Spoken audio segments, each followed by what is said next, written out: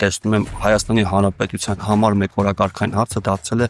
ԺԿ-ի ծեսկարտուքը։ Պարոն Սարգսյանն ասում է Ռուսաստանի դեսպանատան կողմից կազմակերպված գործողությունների հետ գործ ունեին, այսինքն հիմա Ռուսաստանի օրակարգին ես թաղապետն է, ինչ է։ Մայիսի 9-ին,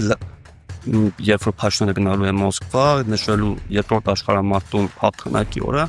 դա նույն օրն է, որ օրը պետք է երկարաձգվի կամ փոփոխության ենթարկվի նոյեմբերի 9-ի Երակոմ համաձայնագիր, եթե հետ չկանչենք, Ադրբեջանը կարող է պատերազմներ արել, որովհետև 9-րդ կետը գոյություն ունի, Ադրբեջանը սպասում է միջանցքի Անվստահություն հայտնելու գործընթացի վերաբերյալ Նիկոլ Փաշինյանին, մենք այս գործընթացից տեսնում ենք, որ պարզվում է երկու ուժերն էլ վարչապետի թեկնածու ըստեյության չունեն, որովհետև պատիվ ունեմ դաշինքը գնդակը նետում է Հայաստան խմբակցության դաշտ, իսկ Հայաստան խմբակցությունից գնդակը նետում են պատիվ ունեմի դաշտ։ Ես վարչապետի թեկնածու Նիկոլ Փաշինյանը 2018 թվականից ի վեր Հայաստանում իշխանություն են Ռոբերտ Քոչարյանը եւ Նիկոլ Փաշինյանը համատեղ։ Իրենք եկել են Սերժ Սարգսյանի իշխանությանը, տեր են կանգնել, ով է Մերիկ Գրիգորյանը։ Ընդդիմությունը ունի սեփական փոխվարչապետ, որ երաշխավորում է իրենց կապիտալի անվտանգությունը։ Իրենք համատեղ երկիրը կառավարում են, համատեղ սահմանազատում ու սահմանագծում են անում։ Ձեզ լսելուց հետո գուցե ասեն դուք իրավունք չունեք խոսեք, որովհետև դուք ինքներդ հեղափոխական եք եղել, ձեր ընկերները այս իշխանության ներկայացուցիչներ են, այս մեղադրանքներ նաև ձեր հասցեին կարող են հնչեցնել։ Ես մասնակցել եմ հեղափոխությանը, ընկերներ, մենք եմ ունեցել Տեսորով պաշտպանության նախարար, որի հետ նույն քաղաքական հարցերով 19 թվականից հասկացել եմ, որ սրանք ընդհանուր մի թիմ են։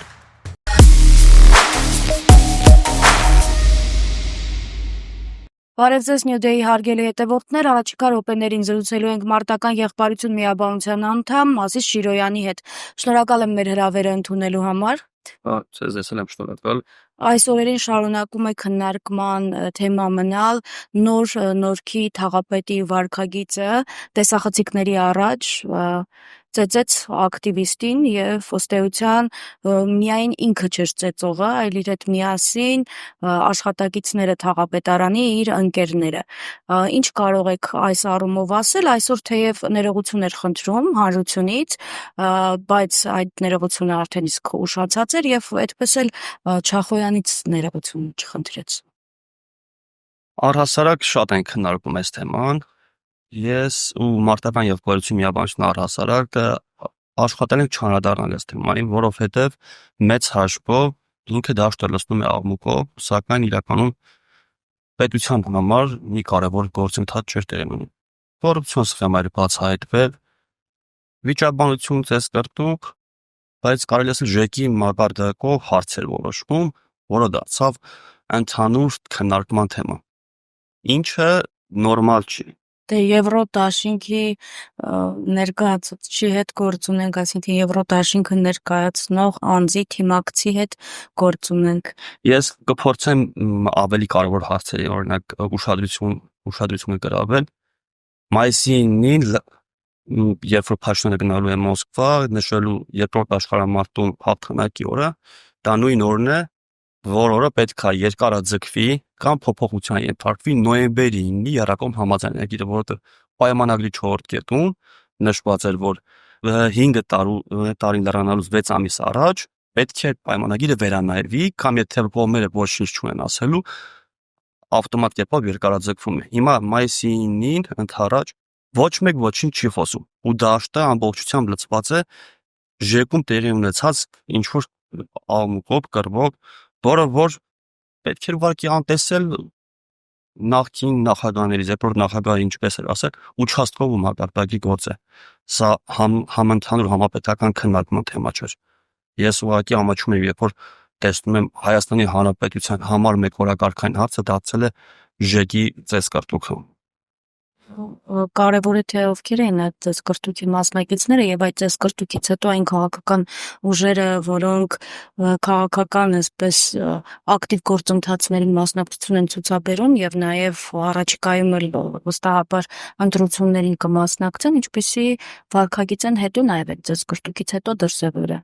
մենք լսեցինք, թե Արամ Սարգսյանը ինչ էր ասում, իրենց կուսակից Անի Խաչատրյանը ինչ էր ասում, այսինքն այստեղ մենք արդեն գործ ունենք ոչ միայն այդ ձեզ կրտուքի դրվագի հետ, այլ իրենց համակարգային մոտեցումների հետ ըստ էության։ Համակարգային մոտեցումները Իհարկե ձեր մատնանշած թեմային մենք կանդրադառնանք, բայց տպավորություն է, որ խուսափում եք խոսել Հանրապետության կուսակցության ներկայացուցիչների վարքագծից, գուցե պատճառներն է, որ իրենց հետ ժամանակին ճանապարհ եք անցել։ Ես իրենց հետ ճանապարհ եմ անցել 2021 թվականին, պատերազմից հետո այնտեղ ունեմ մարտական ընկեր, նույն Մալացիա համայնքապետարանի թաղապետը, Ռոմիկի հետ մեկս մյուսն ենք դիրք հանձնել ընդունել, ես իրենցից եմ դիրք ընդունել ու առաջնագծում եմ տեսել այնտեղ եմ ծանոթացել 21 թվականին անցել եմ իրենց հետ միասին ճանապարհ, որովհետև իրենք այդ ժամանակ դեռ Վազգեն Սարգսյանի հրատարակության մեջ էին, ռադիկալ ընդդիմություն էին որպես դիրքավորվել, բայց այն պահից սկսած, երբ իրենք սկսեցին համագործակցության եզրեր փնտրել քաղաքացիական պայմանների հետ, իմ շփումները առաստրակ ես դադարեցրել եմ։ Նույնիսկ ոչ շնորհավորել եմ, ոչ որևէ կերպ իրենց հետ փորձել եմ կապի դուրս գալ։ Չէ, իմ համար պետական հարցերը ավելի վեր են, քան անձնական մակարդակի ընկերությունը ստորադասում է պետությանը վերաբերող հարցերին։ Հիմա ես իրենց ինչի չեմ փորձում անդրադառնալ, որովհետև անդրադարձողները բազմաթիվ են։ Սակայն ասեմ, որ հանրությունը ինքը լավ նոտականը տալիս է։ Ես հետևել եմ ընդհանուր դաշտին, տեսել եմ, թե ինչու են վերաբերվում մարդի այդ արարքին։ Իմ ասածս այլ է, որ պետք է առաջնային ու երկրորդայինը տարբեր է։ Սա նույնիսկ երկրորդային հարց չի, սա 6-րդական հարց է։ 6-րդական հարցի մակարդակով նստել ու բոլորով քննարկել։ Դա ես հենց սա եմ ասում, որ Եվրոդաշինքը ներկայացնող ուժը օժանդակում է ռուսական օրակարգին, էսպայն, այսինքն աղմուկ բարձրացնելով փորձում են ցույց տալ, որ այս երկրում ուրիշ հարցեր չկան, իսկ նոյեմբեր 9-ը կարող է երկարաձգվել։ Իրենք մեկ խոսք անգամ չեն հայտարարել նոյեմբեր 9-ի երակոմ համաձայնագրի։ Դե Արամ Սարգսյանն ասում է Ռուսաստանի դեսպանատան կողմից կազմակերպված գործողությունների հետ գործ ունեին, այսինքն հիմա Ռուսաստանի օրակարգում ես թաղապետն է, ինչ է։ Արամ Սարգսյանը ճողանատարը նոյեմբեր 9-ի երակոմ համաձայնագրի։ Իրենց կոալիցիոն գործընկերը, քաղաքապետարանի կոալիցիոն գործընկերը քաղաքացիական պայմանագիրը գնացել է նոյեմբեր 9-ին ստորագրել է Հայաստանի պարտության փաստաթուղթը։ Նոյեմբեր 9-ը ինչ է։ Նոյեմբեր 9-ը Հայաստանի պարտության փաստաթուղթն է։ Դա հրադադարի մասին չէր խոսքը։ Մենք տեսանք, որ դա հրադադար չէր։ Դրա ճարտարապետը Մոսկվան էր։ Ինչի մի խոսք անգամ նույն Արամ Սարգսյանը դեմ չի արտահայտվել այդ փաստաթղթին։ Լավ, եթե նոյեմբերի 9-ի փաստաթղթից մեր ստորագրությունը ետ կանչվի ընդհանուր օրինակ։ Ինչ է դա տան։ Այս փուլում, եւ որ Արցախն ամբողջովին կորցված է, դա ինչ է տան։ Տեսը գոյություն ունի Արցախի հարցով, գոյություն ունի ԵԱՀԿ Միսկի խումբ։ ԵԱՀԿ Միսկի խմբում համանախագահը 3 երկրներ։ Ինչպես Ռուսաստանն է, այդպես այդտեղ համանախագահը, այնպես էլ Ֆրանսիան եւ ԱՄՆ-ն։ Հիմա Հայաստանը հայտարարել է, որ ինքը պատրաստ է դիմում ներկայացնել, որպեսզի լուծարեն ԵԱՀԿ Միսկի խումբը։ Ադրբեջանը դա պահանջում է, ռուսները դա ողջունում են։ Սակայն խումբը չի լուծարվում։ Որովհետև խմբի օրենքների մեջ գրված է, որ անդամներից յուրաքանչյուրի դեմ լինելու պատճառով, նույնիսկ մեկ անդամի դեմ լինելու պատճառով խումբը չի լուծարվել։ Իսկ խումբը ձևավորվել է Լեռնային Ղարաբաղի հակամարտության կոչում, հրադադար սահմանելու նման հարցերով։ Հրադադար, ինքնորոշման իրավունք այդ հարցերի շուրջ է ձևավորվել։ Այսինքն աշխարհի հզորներից գոնե երկուսը այս պահին կողմ է, որ դեռ գոյություն ունենա Արցախի հարցը։ Այդ ստեղ են Հայաստանում են մեր քաղաքական դաշտի ակտիվ գործիչները փորձում ներկայացնել, որ Արցախի հարցը փակված է, փակված չէ։ Այսինքն դուք կարծում եք, որ եթե ստորագրությունը այդ փաստաթղթից ետ կանչվի, այդ դեպքում Միսկի խումբը կրկին, այսպես կվերակենդանանա, այդ ֆորմատը կրկին կվերակենդանա։ Միսկի խումբի ֆորմատը դեռ գոյություն չի մեռել։ Երբ որ դա չեղարկում ենք, մենք հետ ենք գնում նոյեմբերի 9-ից առաջ գոյություն ունեցող փաստաթղթերի ֆորմատ։ Բայց նոյեմբերի 9-ից առաջ պատերազմ ուտելի ոնց կապ չու։ Մենք գնում ենք դրանից առաջ գոյություն ունեցող բանակցային գործընթացը վերականգնել, այսինքն ինքնորոշման իրավունքով։ մենք մեր տեսակետից նշեցիք, որ տարածքային ամբողջականություն, այո, տարածքային ամբողջականության հարց է կա, բայց ինքնորոշման իրավունքի հարց էլ կա։ Մենք ասում ենք, մենք տերենք մեր ինքնորոշման իրավունքի։ Ու կհիշեք նաև, որ Իհական Միսկի խմբի համանախագահ երկրները պնդում են, որ հարցը պետք է լուծվի առանց ուժի բացառման սկզբունքով։ Իսկ դուք ինչ երաշխիք ունեք, որ այդ դեպքում Ադրբեջանը պատերազմ չի կրկին սանձազերծել։ Ում նկատմամբ։ Հայաստանի անդր իսկ։ Ինչի՞ պիտի Հայաստանը նկատմամբ պատերազմ կրալի։ Ինչի՞ պետք է Հայաստանի նկատմամբ Ադրբեջանը պատերազմ կրալի։ Որովհետև իր ախորժակը ամբողջովին չի բավարարվել եւ երկրորդ մենք փորձում ենք հետ կանչել մեր ստորագրությունը այդ փաստը։ Այ եթե հետ չկանչենք Ադրբեջանը կարող է պատերազմ արարել, որովհետև 9-րդ կետը գոյություն ունի։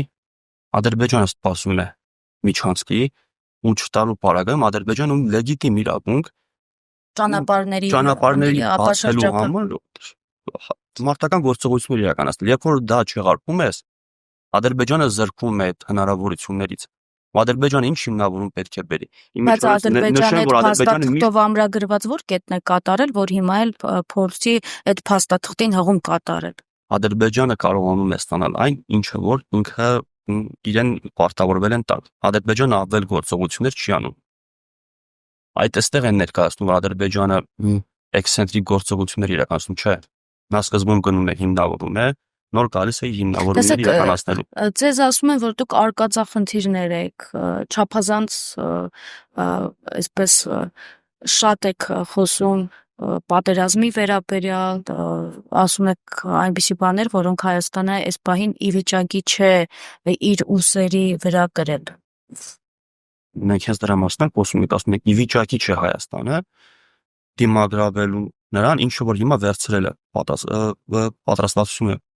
հայտնել, որ կարող է տալ այդ տարածքները, ճանապարհները, մենք ի վիճակի չենք դա պահել, ստորագրել ենք, պարտավորություն ենք վերցրել։ Ու հիմա գնում է այդ ամեն ինչ նրան, որ մենք պետք է հանձնենք։ Ադրբեջանը գալիս ասում է, ընկեր, դու ստորագրել ես, տուն ինձ իմ հասանելիքը։ Կարող ես ինձնից ստացի այն, ինչը որ ես եմ քեզ պարտավորվել տալ։ Չէ, բայց ինքը միջանցքն է ուզում, իսկ միջանցքի մասին որևէ հիշատակում այդ փաստաթղթում չկա։ 9-րդ կետում հստակ նշված է, որ ճանապարհների ապաշրջափակում ռուսական ազգային անվտանգության,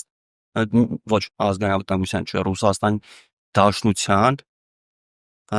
անվտանգության սահմանապահ զորքերի վերահսկողությամբ, այսինքն այլ երկրի կողմից զորքեր են մտնելու Հայաստան ու վերահսկեն մեր ճանապարհները։ Մենք չենք տերելիներու, մեզ համար ինչ տարբերություն, դա կլինի Ադրբեջանը, Ամերիկան, Ֆրանսիան, Ռուսաստան, ինչ տարբերություն։ Մեր ասածը էս է, որ մենք եւս մի հատված զիջում ենք մեր ինքնիշխանությունից։ Ու հիմա դաշտը առհասարակ լծվել է նման հայտարարություններով, դաշտում երկու օրակարգ է քննարկվում։ Ինչպես Արցախի դեպքում է երկու օրակարգ քննարկում, հիշում եք, երբ որ քննարկում են փուլային ճանապարհով հարց լուծեն, թե փաթեթային։ Երկրորդ նախագահի գլխավորությամբ, երրորդ նախագահի գլխավորությամբ, ու նաև Նիկոլի գլխավորությամբ ասում են հարցը պետք է լուծվի փաթեթային, այսինքն ընդհանուր պետք է լուծում տրվի, նոր գնալ լուծումների։ Առաջին նախագահան ասում էր պետք է փուլային տարբերակով։ Հիմա Փաշինյանն ու երկրորդ նախագահան մեկը մյուսի դեմ կռիվանում, թե ինչպես պետք է զիջել Հայաստանի անկախությունը։ Փաշինյանն ասում է եկեք փուլային տարբերակով սկզբից գարաժարվենք անկախության հռչակագրից, այնուհետև կտանք ճանապարհները, կզիջենք մեր ինքնիշխանությունը փուլ առ փուլ, վերջում կհայտնենք, չգիտեմ, ում կազմում։ Դրան հակադրվում է Ռոբերտ Քոչարյանն, ասում է ոչ պետք է գնանք տնտեսական պետություն։ Երկու տարբերակներ եք առաջարկում են մեզ, առաջարկում են Հայաստանի անկախության զիջում։ Հիմա սա ասում շատ նման է Արցախին օրինակի, երբ որ ասում են փուլային փաթեթային։ Նույն հարցն է առաջարկում, դրա համար եմ ասում, այս հարցերը թողած մենք քննարկում ենք ժերգում տեղի ունեցած միջադեպը։ Միայն դա չի քննարկման օրակարգում, հիմա անվստահություն հայտնելու գործընթացի վերաբերյալ Նիկոլ Փաշինյանին, մենք այս գործընթացից տեսնում ենք, որ պարզվում է երկու ուժերն էլ վարչապետի թեկնածու ըստեյության չունեն, որովհետև պատիվ ունեմ դաշինքը գնդակը նետում է Հայաստան խմբակցության դաշտ, իսկ Հայաստան խմբակցությունից գնդակը նետում են պատիվ ունեմի դաշտ։ Հիմա ինչի՞ հետ գործ ունենք, ստացվում է այն ուժերը, ովքեր իրենց ցուցաբերում են առաջնորդներ, գլխավորողներ իրենց ցուցակը այդպես են ներկայացել հանրությանը, իջե չունեն վարչապետի տեխնացիաներ։ Ունեն իրենց վարչապետի տեխնացիան Նիկոլ Փաշինյանը։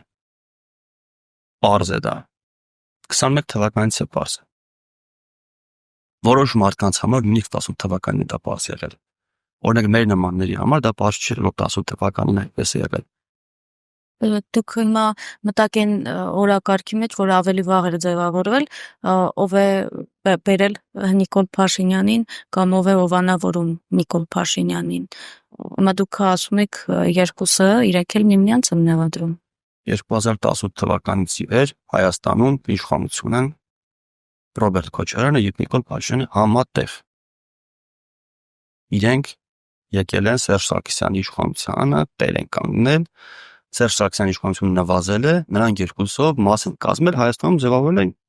երիշխանություն։ Ես ճիշտ եմ հասկանում, դուք կարծում եք, որ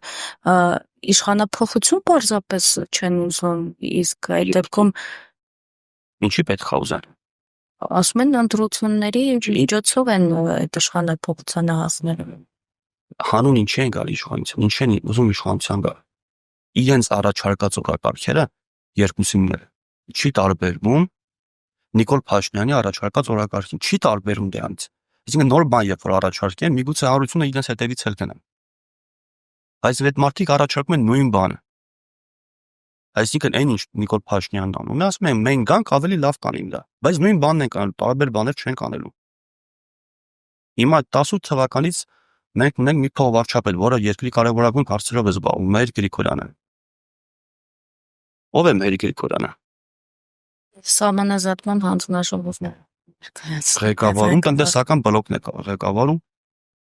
Իսկ որտեղից է գալիս Մհեր Գրիգորյանը։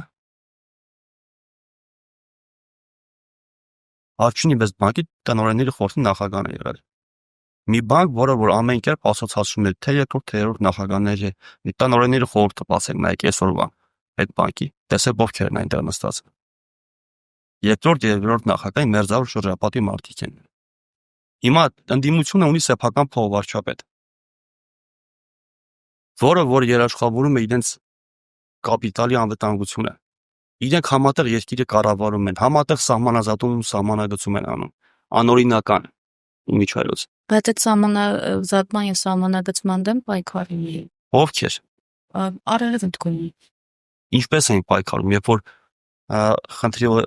տեղը, երբ որ խնդիր կար, այդ օջախից հանրությանը հավաքեցին, իջացրեցին Երևան, հետո ցրեցին տներով, այդպես են պայքարում։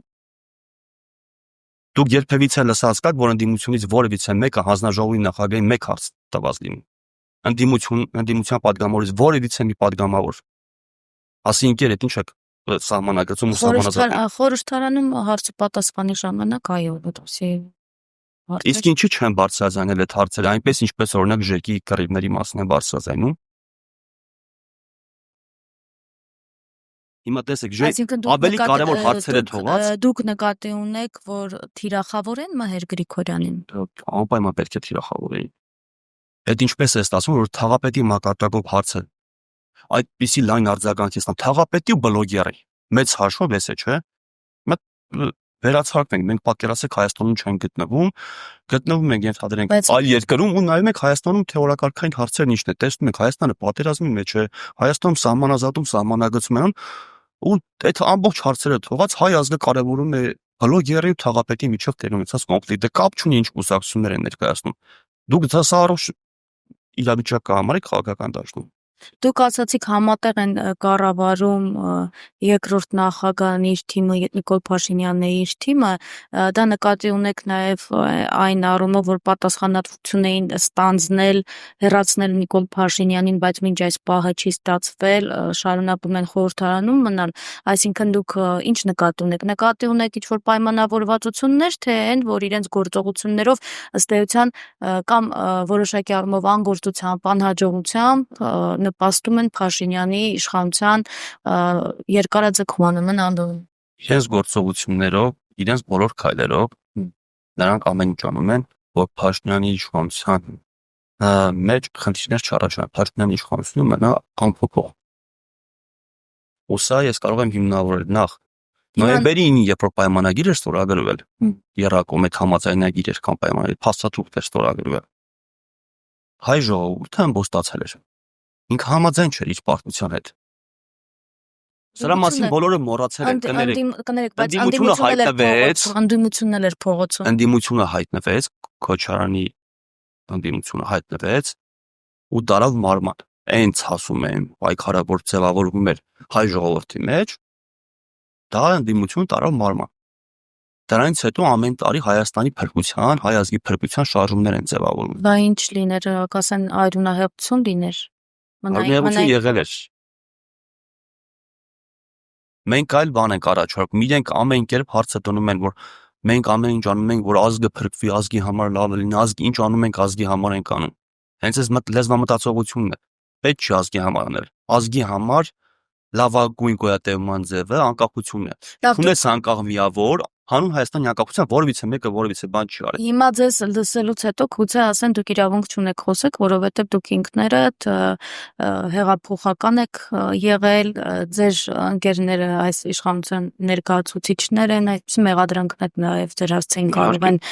հնչեցնել, սրանց ինչպես կպատասխանեք, հա։ Ես մասնակցել եմ հեղափոխությանը, ինքերներ, մենք եմ ունեցել այսօրվա պաշտպանության նախարար, որի հետ նույն քաղաքական հարցերով 19 թվականից հասկացել եմ, որ սրանք ընդհանուր մի թիմ են։ Ասել եմ, ու մենք չենք արել իրականում։ Մեր նման մարդիկ, ովքեր որ իրապես ցանկացել են փոփոխություն, իրապես ավելի լավ բան են ցանկացել, իրանք հասկացել են, որ ընդհանրապես մասով կային ապահովել։ Այսինքն դուք դες ափոց եք զգացել։ Դուրս եկալիս այդպես։ Ես մնացել եմ իմ տեղում, այսինքն ես որ ուղղությամբ գնացել եմ, այդ ուղղությամբ շարունակում եմ գնալ։ Այսինքն երբ որ օրինակ Հայաստանը պատերազմի մեջ էր, ես առաջիններից եմ գնացել, իմ նման մարդիկ գնացել են Արցախի համար պայքարելու, մինչև այսօր պայքարում են, այսինքն գաղափարական է մեր տարբերությունները։ Մենք բարիկադի մյուս կողմում ենք հայտնվել։ Դա ինչ են ձեզ ասոցացնում, որ հենց նույն կողմում Ովքեր են ասոցացնում։ Երկրորդ, երրորդ նախագահի թիմակիցները, EU նրանց շրջանակները, շատերը։ Չգիտեմ։ Մենք բովանդակային իրենց հակադարձում ենք, ասում ենք խնդիրն է սա։ Ես էլ ասում եմ իրենք են ընդհանուր նույնը։ Ու կարող եմ հիմնավոր շուտով Արցախյան հաղթանակի 31-ամյակն է։ Ես գրառում եմ արել, որ ցանկանում եմ գնալ Արցախյան հաղթանակի հուշահամալիր տոնելու մեր հաղթանակը 94 թվականի տարած հաղթանակը։ Հետո բանից բացում եմ մենք Արցախյան հաղթանակի հուշահամալիր չունենք։ Ունենք Եռաբելոն, ունենք գերեզմանները։ Ամեն անգամ երբ որ հաղթանակի տոն եմ փորձել նշել, չեն նշել, բայց երբ որ հաղթանակի մասին ցանկացել ես, հիմա գնացել ես Եռաբելոն։ Գերեզմանները ոչ երամություն չեմ հաղորդում։ Արտահայտություն է հիշեցնում։ Բայց Երևանի հրապարակում կամ ավելի կենտրոնական տեղից որոնցիամենքում չկա մի հատ հուշահամալիր, որը ցույց կտար մեր հաղթանակի մասին։ Այսինքն Հայաստան այցելացիներին, ինչպես տանում են Ծիծեռնակաբել, կտանեն նաև մեր հաղթանակի համալիրը ցույց տալու։ Ինչպես Սարդարապատի հաղթանակի հուշահամալիրն է, գերեզմաններ չէ այնտեղ։ Ես չեմ ասում, որ գերեզմաններ պետք չի գնալ, փառք ու պատիվներ բոլոր ընկաստեղաներին, փառք ու պատիվ նրանց, ովքեր որ չեն եկել, բայց ակտիվ մասնակցություն են ունեցել։ Սրա մասին չի խոսքը։ Ունենք երկրորդ աշխարհամարտում հաղթանակի հուշահամալիր, չգիտեմ, մեկ ինչի այդ հուշահամալիրն ունենք։ Լավ, ես ձեզ հասկացա, դուք ընդհանուր առմամբ խորհրդարանական ընդդիմությանը մեղադրում եք անգործության մեջ։ Դա տարիների աշխատանք է եղել։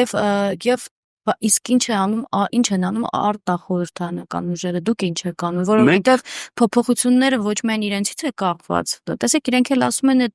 մենք դաշտը ազատ ենք թողնում, ով ուզում է թող գա պայքարի, մենք էլ կգանք որպես զինվոր կմասնակցենք այդ պայքարին։ Ջան, տեսեք, այդպես չի։ Մեծադաշտը ամբողջությամբ իրեն ձեռն է։ Իրենք են որոշում, թե ինչ որակարգ պետք է ձևավորվի։ Ձեր նման լրագրողները շատ քիչ են, տեսեք, New DMS լուսաբանում են ձեր գլխավորությամբ, որոշակի լուսաբանվում ենք լրատվական ռադիոյով, կարելի ասել մնացածը իրենց ըստ իրենց օրակարգի կկանչեն կամ չեն կանչի։ Եթե դուք գործողություն անում եք, լուսաբանում լինում։ Չէ, մենք գործողություն արել ենք ոսկեպարում։ Նախորդ տարի ոսկեպարում մի շարք լրատվամիջոցներ անդրադարձան։ Ինչպես անդրադարձան, որ ահաբեկիչներ ենք, կեղծ շինց ու հայտարարությունները մեր մասին տարածեցին ու լավ գիտեն այդ լրատվամիջոցների տերերը, որ սկզբնական տարածված նյութը ավելի լավ է գտնում, քան հետո հերքումը։ Երբ որ նորքում նռնակցեցին, մենք չէինք գծողը, երբ որ պիտակավորվեց, որ մարդկական եղբայրություն նռնակ է գծում, հետո հերքում տվեցին, բայց մենք գիտենք ինչպես է դա աշխատում, քարոզչական դաշտ է։ Մենք էլ ենք տիրապետում, հա, մենք այդ ռեսուրսները չունենք, որ կարողանանք պայքարել, բայց այդպես են իրենք դաշտը բաց թողել։ Ամբողջ մեդիադաշտը իրենց կարանք թվարկենք որ լրատվական ու ասոցիացիոն ինչպես է աշխատում։ Ինձնից լավ գիտեք դուք։ Լրատվադաշտը հանգիստ թողնենք, ես կարծում եմ անամենիվ եթե ձեր կողմից լինեն համակարգված գործողություններ եւ դրանք այսպես հանրային որոշակի նույնիսկ խմբերի առնչվեն, չեմ ասում ողջ հանրությանը, ապա անպայման լուսաբանում էլ կգտնեն, հուսամ ձեր գործողությունները դեռ արդյունքում կլինեն, որովհետեւ փոփոխությունները կապված է մեզանից յուրաքանչյուրից եւ եթե մենք ինքներս անենք այնինչ մեզանից այսպես մեր հասանելիքն է, ապա այդ դեպքում գուցե ընդհանուր դաշտը առողջանա եւ մեկը մյուսին նեղադրելու խնդիրել չէ։ Մենք առհասարակ ասում ենք քաղաքական ուժերը պետք է պատասխանեն 3 հարցի։ Ինչ են ուզում հասնել իշխանության, ինչ են անելու որ եկան իշխանության, ու դա ինչպես են անելու։ Ու այս հարցերի պատասխանը յուրաքանչյուր քաղաքական ուժ պետք է տա։ Մենք օրինակ տալիս ենք, թե ինչի ենք ուզում։ Մենք ասում ենք հանուն Հայաստանի Հանրապետության անկախության, որովհետև այս բանի խաղարկում է Հայաստանի Հանրապետության անկախության հարցը։ Ու միշտ է այդպես եղել։ Չի եղել առանձին Արցախի հարց, սա եղել է Հայաստանի հարց։ Հայաստանի անկախության հարց, հիմա այդ հարցը քննարկվում է ու լուր է։ Մեզ առաջարկող տարբերակներ ես նշեցի։ Նյութական պետություն կամ փուլային տարբերակով անկախության զիջում։ Հիմա այս օրակարգն է քննարկվում։ Մենք ասում ենք, թե ինչ ենք անելու։ Մեր ծրագրերը սկսել ենք ներկայացնել, սկսել ենք լուսաբանել, այդ հարցերին ենք պատասխանում։ Ինչ է կանելու եւ ինչքան մակարդակով ինչ են կանելու, սպորտի մակարդակով, պաշտպանության մակարդակով, անվտանգության մակարդակով, տնտեսության մակարդակով, այս բոլոր հարցերին մենք մասնագիտական նորմալ հիմնավորումներ ենք տալիս։ Եվ կուսակցություն եք դառնում։ Շատ շուտով նաև կուսակցություն ենք գրանցելու, չենք դառնում մարտական եղբայրությունը ինքը մենք ինչպես մեր ներսում ենք ասում, մայր մեղուն է, որի տակ այս բանին գործում է հիմնադրամ, ունեցել ենք ռազմամարզական կառույց, որը որ այս բանին չի գործում շատ հայտնի պատճառներով, ունենք շուտով կգրանցենք նաև այդ կուսակցությունը, բայց ինքը գործելու է ըստ մարտական եղբայրություն միաբանության գաղափարների, ծրագրերի, արժեքների մեր միաբանություն է։ Ցավոք սերտի Հայաստանում հնարավորություն չկա քաղաքականության մեջ ակտիվ գործունեություն ծավալել առանց կուսակցության, օրինակ միաբանության ֆորմատով։ Մենք ասում ենք մեր իշխանության լինելու պարագայում քաղաքական դաշտը ավելի ազատ է լինել։ Դուք ընտրություններին, այսինքն մասնակցելու եք այդ։ Դեռ նման որոշում չունենք, որովհետև մեր համար հարցը ընտրությունները չեն։ Հարցը անկախությունն է։ Ու շատ շուտով հայտարարված է, չէ՞, կամ 26 թվականի կամ 27 թվականի միգուցե Ալիևը շատ տիպի 25 թվականին էլ դինելու է անկախության հռչակագրի շուրջ հանրաքվե։ Մարդիկ կամ կողմ է լինելու անկախության հռչակագրին կամ դեմ, բայց դաշտը պղտորելու են այն մարդիկ, ովքեր որ կողմ են, որ նոյեմբերի 9-ի համաձայնագիրը լավ փաստաթուղթ է, մնաստորագրված, բայց պաշտպանելու են անկախության հռչակագիրը։ Դա ես նշում եմ, դրանք ջուրը պղտորողներն են, դրանք Նիկոլի աջակիցներն են, որովհետև մեզ պարտադրում են անկախության հռչակագրից հրաժարվել, որովհետև մենք ստորագրել ենք նոյեմբերի 9-ը։ Մենք ընդունել ենք պարտություն, այսինքն պարտության հիմքով են փորձում պետություն կառուցել, չկա այդպես բան։ Պարտության հիմքով պետություն չեն կառուցում։ Այսինքն ով դեմ է նոյեմբերի 9-ի ու հավատարիմ անկախության հռչակագրին, գաղափարական առումով մեր դաշնակիցներն են։ Այսինքն 4-րդ հանրապետություն մուտք չենք գործի, այլև կփակենք ընդհանրապես պետության էջը։ 4-րդ հանրապետություն միգուցե լինի այնպես ինչպես 2-րդ հանրապետությունն է, որը մենք համարում ենք կեղծ։ Երբ որ Հայաստանը օկուպացրել են խորհրդային կարգերը, համարում են դա 2-րդ հանրապետություն։ Ինչ հանրապետության մասին է խոսքը եղել։ Հանրապետության երկու կարևոր ֆունկցիաներ են։ Սեփական պաշտպանություն ունենալը, արտաքին հարաբերություններ ստեղծելը։ Խորհրդային տարիներին Հայաստանը ունեցել է սեփական պաշտպանություն։ Ոչ։ խորհրդային տարիներին Հայաստանը ունեցել է արտաքին գործերի նախարարություն, արտաքին հարաբերություն հաստատել է որևիցե պետության հետ։ Ուրեմն չի եղել այդ հանրապետությունը։ Խորհրդային Հայաստանը դա մեր անկախ հանրապետությունը չի։ Դա եղել է վաճառատարածքային միավոր խորհրդային միության կազմում, ուղղակի։ Դա հանրապետություն չի։ Դրա համար ենք ասում, ինչ ենք ասում անկախությունն է կարող, որովհետև ազգի համար լավագույն գոյատևման միջոցն է։ Մենք 88 թվականից մինչև 2025 թվականը ինքներս մեր համար մեր կռիվներում տվել ենք ոչ ավել քան 15000 զոհ։ 37 տարում մենք լինելով խորհրդային միության կազմում 4 տարում 41-ից 45, չհաշված որ 39-ից 41-ն էլ ռուս-ֆինական պատերազմին է մասնակցություն ունեցել, մենք միայն 41-ից 45-ը ունեցել ենք 300,000 զոհ, հանուն ոչնչի։ Դրա մասին մենք չենք խոսում, չենք ասում, որ մեր տղաներին տարել են կոտորեն, ազգում տղամարդ չի մնացել։ Բայց մենք փառք ու պատիվ ենք ասում դա այդ զոհերին, ասում ենք մենք գնացինք հաղթեցինք, իսկ սեփական պետության համար կռվածներին ասում են տարան ներ երեխեքի կլուպեկերա։ Այս լեզվամտածողությունն է հիմա մեր մոտ գործում։ Մենք ասում ենք որ անկախ պետություն ունենալու ժամանակ մեր կորուստները կլինեն մինիմալ։ Փորձված է, ապացուցված։ Հիմա մեզ ասում են մտնենք Ռուսաստանի կազմի մեջ։ Պատրաստ են ռուս-ուկրաինական պատերազմում կռվել, իրենց երեխաներին տանեն։ Մենք տեսնում ենք այնտեղ ինչ է կատարվում։ Մտնում ես մեծ պետության կազմ, մեծ պետության կոնֆլիկտները, մեծ կոնֆլիկտները, մասնակցելու ես այդ կոնֆլիկտներին։ Ես ձեր խոսքից ճիշտ հասկացա, դուք կարծում եք, որ Նիկոլ Փաշինյանն էլ է ուղիղ այդ ճանապարհով նստան։ Այսինքն դուրակնում Նիկոլ Փաշինյանը։ Որտեղ է ստորագրվել հրադադարի մասին փաստաթուղթը։ Նոյեմբերի 9-ի փաստաթուղթը որտեղ է ստորագրվել։ Ու ով է ստորագրել։ Հետաքրքիր է, բոլորը ասում են ինքը արևմուտքի մարդն է, դուք փորձում եք ասել ինքը ռուսների մարդն է։ Ինքը ռուսների մարդ։ Ակնհայտ է։ Մի լսեք ինչ են խոսում։ Տեսեք ոտնատքեր ուր են տանում։ Որտեղ է ստորագրվել նոյեմբերի 9 ում կառավարությամբ։ Խաղաղության պայմանագիրն էլ ասում են, որ նավեր Մոսկվայում ստորագրել։ Հայաստանի առևտրում հետամեծացել։ Եվրամիության ոչ։ Հայաստանի առևտուրը 18-ից մինչև 25 թվականը կտրուկ աճ է գրանցել արտաքին առևտրաշրջանառությունը Ռուսաստանի Դաշնության հետ։ Հիմա մենք գնում ենք Եվրոպա,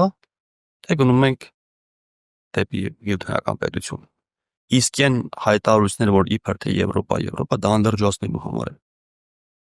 Մենք ի տարբերություն դրա հայտարարել ենք, որ վեր պետական կառույցների չենք ցանկանում մասնակցել, այսինքն կլինի Միութենական, կլինի Եվրամիություն։ Մենք նախընտրում ենք անկախ պետության դիրքերից հարաբերվել։ Օրինակ Վրաստանը եւ Ադրբեջանը չեն գտնվում որևիցե կառույցի մեջ։ Ոչ Եվրամիության անդամ են, ոչ ԵԱՏՄ անդամ են, ոչ Միութենական պետության, իրենք անկախ պետություններ, մեր հարևաններն են։ Գոյություն ունի, չէ՞։ Կեղծ օրակարգ է, որ մեզ փորձում են ապացուցել, որ այ եթե չմտնենք ԵԱՏՄ, եթե չմտնենք Միութենական կկործանվենք։ Լավագույն օրինակը մեր հարևաններն են։ Շնորհակալ եմ։ Հարգելի հետևորդներ, հիշեցնեմ մենք զրուցում էինք մարտական եղբայրություն միաբանության անդամ Մասիս Շիրոյանի հետ։ Շնորհակալ եմ մեզ հետևելու համար։